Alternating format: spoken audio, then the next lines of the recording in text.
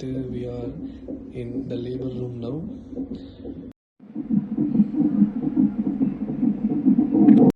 So CDG அதோட output எப்படி இருக்குன்னு பார்த்தீங்கன்னா இப்படி தான் இருக்கும்.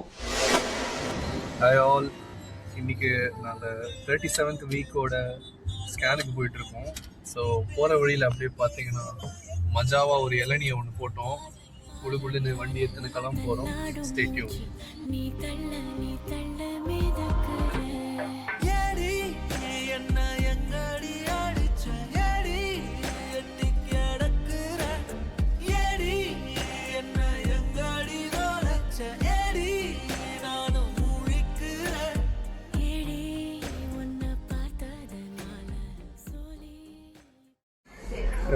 ஹாஸ்பிட்டல் உள்ளாச்சு.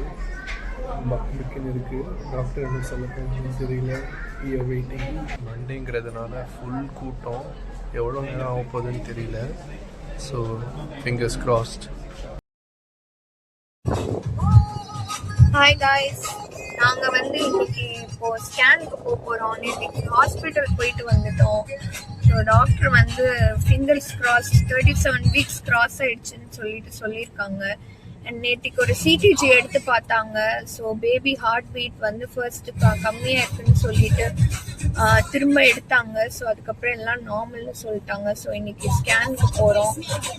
AFI லெவல் செக் பண்ணுறதுக்கு போயிட்டு நாளைக்கு திரும்ப சிடிஜி போட்டு பார்க்க சொல்லியிருக்காங்க. அண்ட் டாக்டர் எந்நேரமும் ரெடியாக இருக்க சொல்லியிருக்காங்க.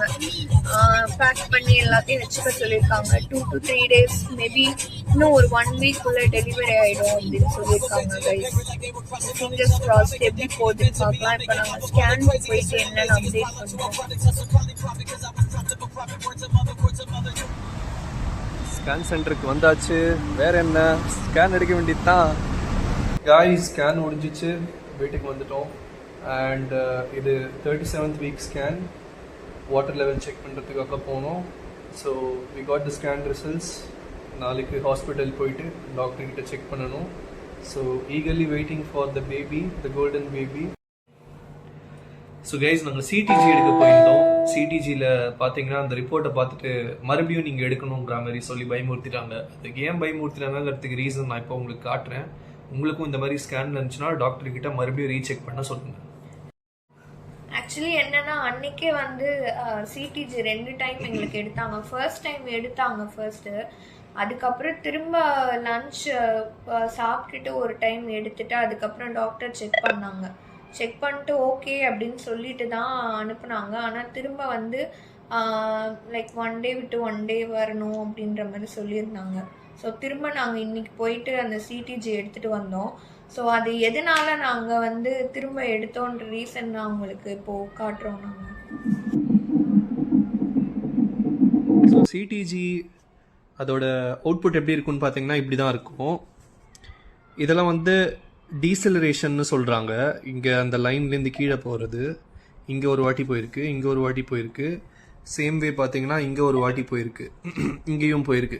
ஸோ அந்த மாதிரி வேவ்ஸ் பேட்டர்ன்ஸில் உங்களுக்கு அந்த பேட்டர்ன் கீழே டீசிலரேஷன் இறங்கிச்சு அப்படின்னா மீனிங் தட் குழந்தைக்கு அவங்க கார்டு சுத்திட்டு இருக்க வாய்ப்பு இருக்கு அப்படின்ற மாதிரி ஒரு கணிப்பு. பட் நாட் எக்ஸாக்ட் ரீசன், கணிப்பு. ஸோ இது மைட் பி டிஸ்டார்ஷன்னால கூட இருக்கலாம், மிஷின் ஃபால்ட்னால கூட இருக்கலாம், எது வேணா கூட இருக்கலாம். பட் டீசிலரேஷன் ஆகக்கூடாதுங்கிறது தான் அவங்களோட கன்சர்ன். எங்களுக்கு 3 இடத்துல இந்த மாதிரி ஆனதுனால எங்களை மறுபடியும் ஒரு சிடிஜி எடுக்க சொல்லியிருந்தாங்க. ஸோ அதை எடுத்தோம். அதை எடுத்த உடனே பயபுல பக்காவா வந்துட்டான். ஒரே கோடா அப்ஸ் அண்ட் டவுன்ஸோட கிளீனாக வந்துட்டான். நோ டீசிலரேஷன் இந்த வாட்டி. அதெல்லாம் பார்த்துட்டு எல்லாம் கரெக்டாக இருக்குன்னு சொல்லிட்டு ஓகே போக சொல்லிட்டாங்க. திரும்ப ஏதாவது பெயின் ஏதாவது இருந்தால் சொல்லியிருக்காங்க. இந்த ஒரு வாரம் மறுபடியும் மானிட்டர் பண்ண சொல்லியிருக்காங்க. மானிட்டர் பண்ணிட்டு பெயின் இருந்துச்சுன்னா வர சொல்லியிருக்காங்க. இதுதான் ஃபைனல் அப்டேட். இன்னும் உங்களுக்கு நிறைய அப்டேட்ஸ் தெரியணும்னா